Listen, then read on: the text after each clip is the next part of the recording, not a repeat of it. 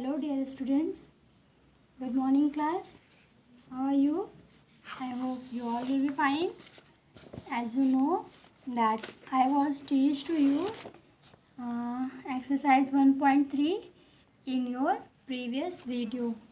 So now I am going to explain the rest of the question of this exercise.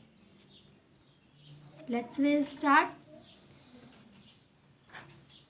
In your previous video, I was explain to you that what is irrational number. मैंने आपको बताया था बच्चों कि rational number क्या है और irrational number क्या है. एक बार फिर से थोड़ा सा रिवाइज करा दे रहे हैं. रैशनल नंबर वे नंबर्स हैं जिनको हम लोग रूट में लिखते हैं, है ना. किस में लिखते हैं? रूट में. जैसे रूट एम, रूट एन, है ना. लेकिन वे रूट, कुछ रूट ऐसे भी होते हैं जिनका हम लोग फैक्टराइज कर सकते हैं, यानी उनकी पेयरिंग कर सकते हैं. जैसे रूट 16, इनकी पेयरिंग हो जाती है रूट के अंदर. तो क्या होता है? रूट 4 इंटू 4, और ये रूट से बाहर आ जाते हैं. तो ऐसे नंबर रैशनल नहीं होते हैं, मतलब इरेशनल नहीं होते हैं, रैशनल होते हैं. तो हमें इन नंबरों पे ध्यान देना होता है बेटा कि कौन सा रूट का रैशनलाइजेशन किया जा सकता है, कौन सा नहीं किया जा सकता है. इसी के अकॉर्डिंग जिसका रैशनलाइजेशन नहीं किया, मतलब जिसके हम लोग फैक्टराइजेशन, जिसकी पेयरिंग नहीं कर सकते हैं रूट के अंदर, तो जिन नंबरों की रूट के अंदर पेयरिंग नहीं होगी वे रैशनल रहेंगे, वे इरेशनल नहीं होंगे. देखो इनकी रूट के अंदर क्या हो गई? पेयरिंग हो गई, ये रूट से बाहर आ गए, तो ये क्या हो गए? Rational number. अभी तो केवल 4 लिखा है, हम 4 को 4/1 भी लिख सकते हैं, है ना. तो ये क्या हो जाएंगे? रैशनल हो जाएंगे. सारे नेचुरल नंबर, सारे नेचुरल नंबर क्या होते हैं बेटा? होल. और सारे नेचुरल नंबर, सारे होल नंबर सभी क्या होते हैं? रैशनल नंबर होते हैं. पाई क्या होता है? पाई जो है ये क्या है? पाई एक इरेशनल नंबर है. फिर से देखो बेटा, पाई कैसा नंबर है? Pi is an irrational number. Pi कैसा नंबर है? इरेशनल. मैंने आपको बताया था पाई की वैल्यू कितनी होती है? 22/7, या फिर इसी को हम लोग बोलते हैं 3.14. मैंने क्या बताया? पाई कैसी वैल्यू है? आप कहेंगे पाई इरेशनल वैल्यू है. लेकिन मैं पूछूं पाई की वैल्यू कितनी है? आप कहेंगे 22/7. आपसे क्वेश्चन पुटअप किया जाए कि 22/7 रैशनल है कि इरेशनल, आप कहेंगे मैम ये रैशनल है. RATIONAL. ये कैसा नंबर है बेटा? रैशनल. पाई की वैल्यू रैशनल, लेकिन पाई इरेशनल. क्लियर. मैंने आपको लास्ट क्लास में बताया था कि अगर हम 6√5 को ऐड करेंगे 6√3 के साथ, तो भले ही उसके आगे के कोफिशिएंट सेम हैं, लेकिन रूट के अंदर की वैल्यू डिफरेंट है, तो यही आंसर हो जाएगा. यही क्या हो जाएगा? आंसर, क्योंकि बीच में प्लस लगा दिया, यही ऐड हो गया. अगर हम लोग क्या करें? सेम रूट को ऐड करें, जैसे √3 को ऐड कर रहे हैं 4√3 से. अब √3 की वैल्यू क्या हो रही है? रूट के अंदर की वैल्यू क्या है? सेम. अब रूट के कोफिशिएंट्स क्या हो जाएंगे? ऐड हो जाएंगे. यहाँ पर 4, यहाँ पर 1, कितना हो जाएगा? 5√3. ये सारी बातें मैंने आपको लास्ट क्लास में डिस्क्राइब किया था. तो आज हम लोग क्या करेंगे? आज हम सीखेंगे बेटा रैशनलाइजिंग फैक्टर. ठीक है. क्या सीखेंगे? आज आप सॉल्व करेंगे क्वेश्चन नंबर 3. जैसे आपके पास क्वेश्चन क्या है? √10, √7, 3√7, है ना. तो आप क्या करेंगे? सभी का रैशनलाइजेशन फैक्टर देखेंगे. तो √10 का रैशनलाइजेशन फैक्टर क्या हो जाएगा बेटा? इसका रैशनलाइजिंग फैक्टर हो जाएगा √10 इंटू √10 इज इक्वल टू क्या हो गया? 10. यही इसका रैशनलाइजिंग फैक्टर हो गया. √7 का क्या हो जाएगा? √7 इंटू √7 इज इक्वल टू 7. अच्छा बच्चों, आप ये समझ जाओ कि √7 से ये √7 मल्टीप्लाई करने पर ये 7 कैसे आ रहा है ना. मैंने आपको लास्ट क्लास में बताया था कि अगर अंडर रूट के अंदर हम लोग मल्टीप्लाई करते हैं तो क्या हो जाता है? रूट मल्टीप्लाई हो जाते हैं, सेम रूट, है ना. चाहे सेम हो चाहे अलग अलग हो. यहाँ पे क्या हो जाएगा? 7 इंटू 7. तो देखो ये आ गया मेरे पास ना 7 इंटू 7. और रूट के अंदर जब पेयरिंग सेम होती है तो 2 के पेयर में से एक को बाहर निकाल देते हैं, ये वही 7 है. आपको समझ आया? I hope you will be understand. ठीक है. ये क्या हो गया 3√7। हम यहाँ पे फिर से रैशनलाइजिंग करेंगे तो क्या हो जाएगा 3√7 इंटू √7। ठीक है, केवल क्या करेंगे रूट का, तो √7 हो जाएगा। अब हमारे पास क्या हो गया, ये हो जाएगा 3 का बेटा अंदर नहीं ले जा सकते हैं, रूट के अंदर नहीं ले जा सकते हैं, जो रूट के अंदर हैं उन्हीं को मल्टीप्लाई करेंगे तो क्या हो जाएगा 7 इंटू 7। अब आप देख रहे हो यहाँ पे फिर से दोनों की पेयरिंग क्या हो गई सेम। ये क्या हो जाएगा, एक बाहर आ जाएगा, बाहर आ गया, यहाँ पे कौन है 3, दोनों के बीच में कौन सा साइन इंटू, आंसर क्या हो जाएगा 21। क्लियर। ऐसे ही आपको करना है बच्चों। जैसे आपके पास क्या है -2√8, तो आप क्या करेंगे -2√8। अब यहाँ पे हम -2√8 पूरे से ही मल्टीप्लाई कर देते हैं। क्यों, क्योंकि माइनस माइनस क्या हो जाएगा प्लस, 2 2 ज़ा 4, 2 का बाहर वाले 2 का इस बाहर वाले 2 के साथ इंटू हुआ, 2 2 ज़ा 4, और √8 का √8 के साथ हो जाएगा तो 8 आ जाएगा, तो 4 इंटू 8 इज इक्वल टू 32। मुझे समझ में आ रहा है कि आप समझ गए होंगे ये 8 कैसे आएगा, है ना। तो अभी देखो ये ऐसे फैक्टर्स थे बेटा जिनमें अभी आपके पास फ्रैक्शन नहीं था। अब आप फ्रैक्शन वालों का देखेंगे कि हम कैसे रैशनलाइजिंग फैक्टर निकालेंगे।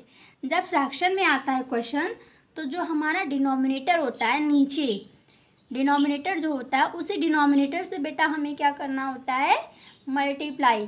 ठीक है, मल्टीप्लाई भी करेंगे और डिवाइड भी करेंगे। ऐसा क्यों, क्योंकि अगर देखो ये दोनों एक दूसरे को कैंसिल आउट कर देंगे तो क्वेश्चन वही सेम रह जाएगा, इस पर कोई भी इफ़ेक्ट नहीं पड़ेगा। और अगर हम केवल मल्टीप्लाई करते तो क्वेश्चन तुरंत चेंज हो जाता। आपको ध्यान रखना है बच्चों, आप इसका रैशनलाइजिंग कर रहे हो, इसको कैंसिल नहीं कर देना। कुछ बच्चे कैंसिल करने की भी गलती कर देते हैं, नहीं, आपने इसको इंटू ही किया है ताकि सॉल्व कर सको। ठीक है, तो क्या हो जाएगा √2 into 1 is equal to √2। Clear. √2 का इंटू 1 से करेंगे तो √2 ही आएगा ना। यस, फिर यहाँ पे क्या हो जाएगा √2 को 2 के साथ इंटू करेंगे तो आप क्या करोगे √2 इंटू 2, देख रहे हैं, है ना, √2 इंटू 2। बताओ पेयरिंग सेम है कि नहीं, जब सेम है तो एक बाहर आ जाएगा, आंसर क्या हो जाएगा √2/2 फैक्टर हो गया। ठीक है बेटा, तो इसी तरीके से हमें इसके फैक्टर्स करने हैं। ठीक है, अभी नेक्स्ट क्वेश्चन क्या है 2/√3। तो इसमें भी हम लोग क्या करेंगे 2/√3 into √3 into √3 is equal to क्या हो जाएगा आंसर 2√3/3। ये सारे सॉल्व हो गए आपके। ठीक है, अभी आपका जो नेक्स्ट क्वेश्चन है उसमें बीच में क्या लगा हुआ है, प्लस लगा हुआ है। इसको ध्यान से समझना बेटा, बहुत ही इम्पॉर्टेंट है आपको समझने के लिए, इसे ध्यान से समझिएगा। ठीक है, क्वेश्चन नंबर 7 ध्यान से देखिएगा। 7 में आपके पास क्या है, ये इंटू है बेटा, बहुत ध्यान से समझिएगा। यहाँ पे क्या है √2√3 प्लस 4√3। अब हमें इसका क्या करना है रैशनलाइजिंग करना है। ठीक है, तो हम लोग रैशनलाइजिंग करेंगे कैसे बेटा, हम लोग इसका रैशनलाइजिंग करने के लिए यहाँ पे क्या लगाएंगे इंटू लगाएंगे। ठीक है, अब देखो ऐसे क्वेश्चन जो होते हैं ये 2 टाइप के होते हैं। कभी कभी यहाँ पे जो रूट लिखा है जैसे √3 यहाँ भी √3 यहाँ भी, तो यहाँ पे जो अभी है रूट वो दोनों जगह सेम है, कभी कभी दोनों जगह अलग होता है। जब अलग होगा तो कैसे करेंगे अभी बताते हैं। फिलहाल के लिए अभी आप क्या करेंगे बच्चों, अभी आप केवल √3 से इंटू कर देंगे। हमने ऐसा क्यों किया, क्योंकि दोनों के रूट क्या है सेम। जब अलग हो जाएगा रूट तब की कंडीशन अलग होगी। अभी आपको नेक्स्ट क्वेश्चन में दिखाएंगे तब कैसे करेंगे। अब हम लोग क्या करेंगे, यहाँ पे क्या है 2√3 का इंटू करेंगे किसके साथ बच्चों, इस √3 के साथ, है ना। अभी देखो 2 तो ऑलरेडी है, √3 इंटू √3 कितना हो गया √3 मल्टीप्लाई बाई √3 क्या आ जाएगा 3, और ये 2 है तो 3 2 जा 6। क्लियर। यहाँ पे क्या है प्लस, तो प्लस अभी भी आएगा। यहाँ पे है 4, √3 और √3 तो 3 हो गया, और 3 4 जा 12 इज इक्वल टू आंसर क्या आ गया 18। रैशनलाइजिंग फैक्टर क्या हुआ इसका, आंसर आया 18, लेकिन फैक्टर कौन निकला इसका √3। क्योंकि फैक्टर क्या होता है, फैक्टर वो नंबर होता है जो इन दोनों को कम्प्लीटली डिवाइड करे। तो इन दोनों को डिवाइड कौन करेगा बेटा √3। आप करके देखो √3 से जब डिवाइड करेंगे तो √3 से हमारा ये भी कैंसिल, ये भी कैंसिल।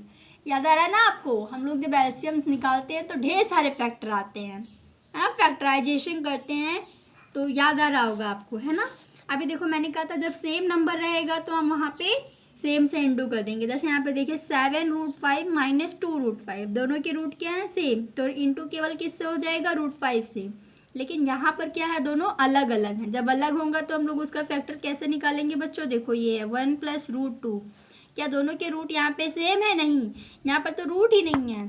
अब हम लोग क्या करेंगे? फैक्टराइजिंग कैसे करेंगे? इंटू लगाएंगे और लिखेंगे 1 - √2। ठीक है। अब आप क्या करोगे? इसको कैसे सॉल्व करोगे? आपको सॉल्व करने का नियम पता है। क्या पता है? कि जब भी हमारे पास दो ब्रैकेट हो जाते हैं, उनके अंदर में बाइनोमियल टर्म्स या मोनोमियल टर्म्स या ट्राइनोमियल टर्म्स होते हैं, हम सबको मल्टीप्लाई करना जानते हैं। जानते हैं कि नहीं? 1 का इंटू पहले 1 से, 1 × 1 = 1, माइनस आ जाएगा तो 1। अब यहाँ पे देखिए, यहाँ पे प्लस और यहाँ पे माइनस। ध्यान रखिएगा बच्चों, जब फैक्टराइजेशन करते हैं हम लोग रैशनलाइजेशन में, तो साइन चेंज करना ज़रूरी होता है। यहाँ प्लस था, यहाँ पे क्या हो गया? माइनस। साइन चेंज कर देंगे हम। साइन क्या कर देंगे बच्चों? बदल देंगे। साइन बदलना बहुत ही ज़रूरी है। अगर आप साइन नहीं बदलेंगे तो रॉन्ग हो जाएगा। यहाँ पे 1 का इंटू 1 से क्या हो गया? 1। 1 का इंटू √2 से करेंगे तो क्या हो जाएगा? माइनस √2। फिर यहाँ पे प्लस है, प्लस √2 का इंटू 1 से करेंगे तो प्लस √2, और माइनस प्लस माइनस √2 इंटू √2। बता दो बच्चों आंसर क्या आएगा? 2 आएगा। तो ये प्लस और ये माइनस कैंसिल हो गया। यहाँ पे क्या आ गया? 1 - 2, और 1 - 2 = आंसर क्या हो गया? -1। आंसर आया -1, लेकिन रैशनलाइजेशन फैक्टर कौन हुआ? 1 - √2, ये हो जाएगा। ठीक है, ये आपका है सोल्यूशन नंबर 9। ठीक, अब बेटा इसके आगे बात करते हैं 4 नंबर क्वेश्चन पे। ठीक है, अब 4 नंबर क्वेश्चन देखिए। यहाँ पर भी आपको क्या करना है? रैशनलाइजिंग करना है। किसका? डिनोमिनेटर्स का। तो बिल्कुल सेम क्वेश्चन देखिए। अभी ये 1/√2 मैंने इसका रैशनलाइजेशन किया था ना। यहाँ पे देखो, ये 1/√2 का रैशनलाइजेशन करेंगे, एकदम सेम है। ये 4th ऑफ फर्स्ट भी वर्क करेगा, और थर्ड ऑफ कौन सा? 5th है, वो भी है। ठीक है, तो यहाँ पे हम लोग √2 का रैशनलाइजेशन करेंगे तो ऊपर नीचे √2 से इंटू, √2 × √2, और नीचे क्या आ जाएगा? 2 आ जाएगा। यही आंसर। ठीक है, नेक्स्ट क्वेश्चन देखो 3/√3। यही सेम क्वेश्चन यहाँ पे क्या था? 2/√3। सेम है बेटा, कोई चेंजेस नहीं है। यहाँ पे क्या था? 2 है, और यहाँ पर क्या है? 3। आप इसको भी कर लेंगे। ठीक है, अभी नेक्स्ट में देखो, यहाँ पे क्या है? 3/√5। इसको बता दे रही हूँ, थोड़ा सा डिफरेंट है। यहाँ पे क्या हो जाएगा? कर लेंगे वैसे इसको भी हम। नीचे ऊपर क्या करेंगे? नीचे भी मल्टीप्लाई करेंगे √5 से, और ऊपर भी मल्टीप्लाई करेंगे √5 से। तो ये क्या हो जाएगा बच्चों? = हो जाएगा 5 के, = किसके हो जाएगा? 5 के, और ऊपर 3√5। आंसर क्या हो जाएगा? 3√5/5। क्लियर ना? चलो आप इसको कर लोगे, लेकिन आपको प्रॉब्लम कहाँ आने वाली है? जब नीचे भी हमारे डिनोमिनेटर्स में साइन रहेंगे। अच्छा, एक मैं बता दे रही हूँ 7 नंबर। देखो 7 नंबर में क्या है? यहाँ पे क्या है? 3√3 अपॉन में 3√5। इसका रैशनलाइजिंग करेंगे तो हमारे पास क्या आ जाएगा बच्चों? हम इंटू करेंगे किससे? √5 से, क्योंकि रूट के अंदर कौन सी वैल्यू है? केवल 5। तो रूट से ही क्या कर दिया? इंटू कर दिया। ठीक है, अभी क्या हो जाएगा? यहाँ पे हो जाएगा 3 तो बाहर है रूट के, तो 3 बाहर लिखेंगे। रूट के अंदर कौन? 3 और 5, तो ये क्या हो जाएगा? √15। ये क्या हो जाएगा बच्चों? √15, क्योंकि ना तो 3 की पेयरिंग है और ना ही 5 की पेयरिंग है। अगर ये अभी भी पेयर में होते तो हम इनको रूट से बाहर कर सकते थे, लेकिन बच्चों अभी भी ये पेयर में नहीं है, और पेयर में ना होने की वजह से पूरा 15 रूट के अंदर। क्लियर? अब देखो, ये रूट के अंदर, ये रूट के अंदर, दोनों सेम रूट हैं। मैंने कहा था जब दो सेम के अंदर हो जाते तो एक को बाहर निकाल देते हैं, तो ये 5 बाहर निकल जाएगा। और जैसे ही बाहर निकला, इसने देखा 3 ऑलरेडी है, तो 3 × 5 = 15। यही क्या हो गया? इसका आंसर हो गया। ठीक है, अभी नेक्स्ट देखो, यहाँ पे क्या है? 3/√5 माइनस √3। ध्यान से समझिएगा बच्चों, ये इम्पॉर्टेंट है आपके लिए, फ्यूचर के लिए भी काम आएगा ये। इस तरीके के क्वेश्चन को कैसे रैशनलाइजेशन करेंगे? इसको रैशनलाइज करने के लिए हम लोग क्या करते हैं? जो हमारा डिनोमिनेटर है, इसी को हमें यहाँ भी बताया था, डिनोमिनेटर को ही रेशनलाइज करेंगे जो रूट के अंदर वैल्यू रहेगी। यहाँ पे भी वही काम करेंगे, जो रूट के अंदर वैल्यू है उसी को रेशनलाइज करेंगे और डिनोमिनेटर वाली को ही करेंगे। ठीक है बेटा, बस यहाँ पर डिफरेंस क्या होता है, जैसे मैंने ऊपर बताया था कि साइन चेंज करना ज़रूरी होता है, यहाँ पर भी हम साइन चेंज कर देते हैं। अगर यहाँ माइनस है तो हम यहाँ पर साइन क्या लगाएंगे, प्लस। अगर यहाँ प्लस होता तो हम यहाँ पर साइन क्या यूज़ करते, माइनस। क्लियर हो गई बात। डिनोमिनेटर को बेटा, डिनोमिनेटर की वैल्यू को ही हम डिनोमिनेटर और डिनोमिनेटर में लिखेंगे, इनटू करेंगे, लेकिन साइन चेंज करना मोस्ट इम्पॉर्टेंट। अगर साइन चेंज नहीं किया हमने तो ये क्या हो जाएगा, गलत हो जाएगा, जो कि आपको नहीं करना है। ठीक है, तो यहाँ पे क्या हो जाएगा, 3 का इंटू करेंगे √5 से प्लस √3 से। हमने इसको ब्रैकेट के अंदर लिख दिया, ब्रैकेट के अंदर और ये ब्रैकेट के बाहर, क्योंकि आपको पता है कि जब भी कोई चीज़ हम लोग इंटू नहीं कर सकते, इसको ब्रैकेट के अंदर बाहर लिख देते हैं, तो इसका मतलब इन दोनों के बीच में हमने इंटू करा दिया है। और हम इसको इंटू करके और भी एक्सपेंस कर सकते हैं। ठीक है, यहाँ पे इंटू करेंगे बेटा, √5 का इंटू √5 के साथ यहाँ पे फॉर्मूला भी लग रहा है। कौन सा फॉर्मूला, a+b और a-b। a+b और a-b इज इक्वल टू क्या होता है, a² + b²। a की वैल्यू क्या है, √5, तो √5 का स्क्वायर है ना, माइनस b², b की वैल्यू क्या है, √3, तो इसका स्क्वायर। ठीक है, ये फॉर्मूला आपको याद होगा बच्चों, नहीं याद है तो फिर से देखो, यहाँ पे क्या है, आपने पढ़ा था a² - b²। a² - b² is equal to क्या होता है, a - b into a + b। ये हम लोग कब यूज़ करते हैं, जब सेम ही वैल्यू एक बार ब्रैकेट के अंदर माइनस में हो, एक बार ब्रैकेट के अंदर प्लस में हो। ये माइनस प्लस आगे पीछे हो सकते हैं। ठीक है, तो उसके इज इक्वल टू क्या लिखा जाता है, a² - b², है ना। और यहाँ पर वो हमें दिख रहा है। ठीक, तो हम लोग क्या लिखेंगे, √5 पे स्क्वायर माइनस √3 पे स्क्वायर। अगर आपको इस क्वेश्चन में डाउट हो रहा है यहाँ पर इस चीज़ को समझने में, तो आप मल्टीप्लाई ऐसे, √5 - √3 इंटू √5 + √3। अगर दिक्कत होगी तो आप इसको अलग से ऐसे मल्टीप्लाई कर लीजिएगा, यही चीज़ आएगी।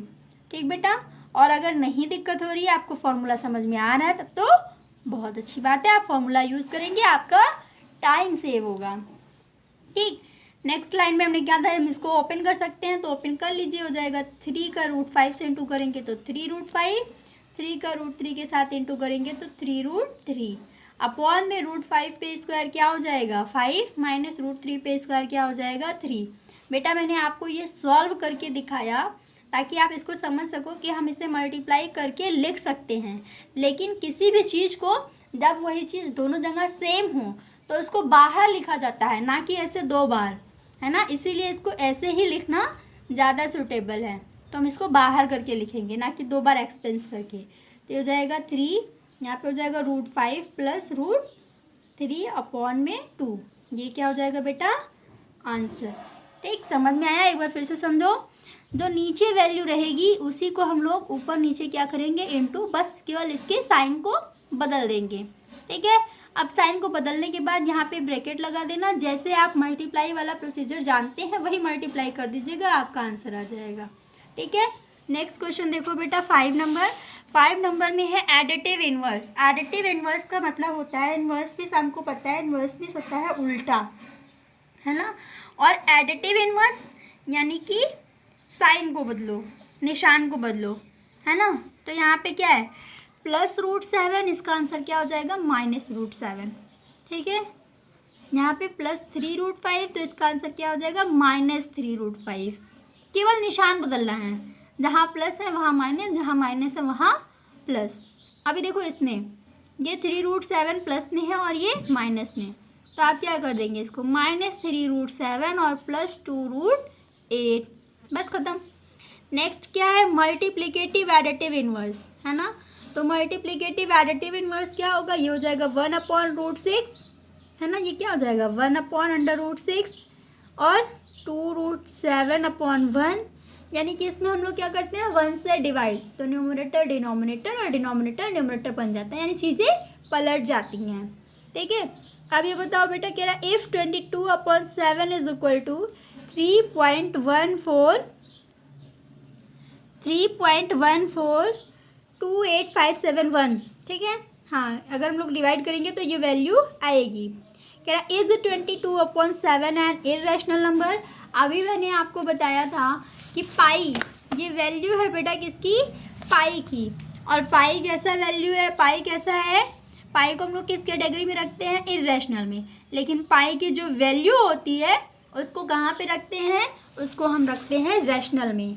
अब ये रैशनल है तो किस टाइप का रैशनल है, आप देखो, क्या ये कोई वैल्यू रिपीट कर रहा है डेसिमल के बाद, क्या ये डेसिमल के बाद कोई भी वैल्यू रिपीट कर रहा है, नहीं कर रहा है। अगर नहीं कर रहा है तो ये रिकरिंग की नॉन रिकरिंग, अगर रिपीट नहीं कर रहा है तो ये नॉन रिकरिंग। क्लियर।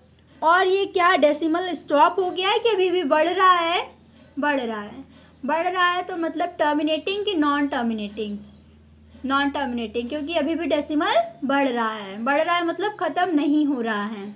तो ये बेटा एक ऐसा रैशनल नंबर है जो कि नॉन रिकरिंग और नॉन टर्मिनेटिंग है। क्लियर।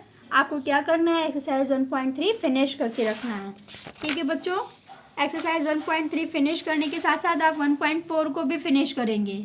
इसमें क्या करना है, आपको बताना है कौन सी वैल्यू नेचुरल है, कौन सी होल है, कौन सी इंटीजर है, कौन सी रैशनल, कौन सी इर्रेशनल।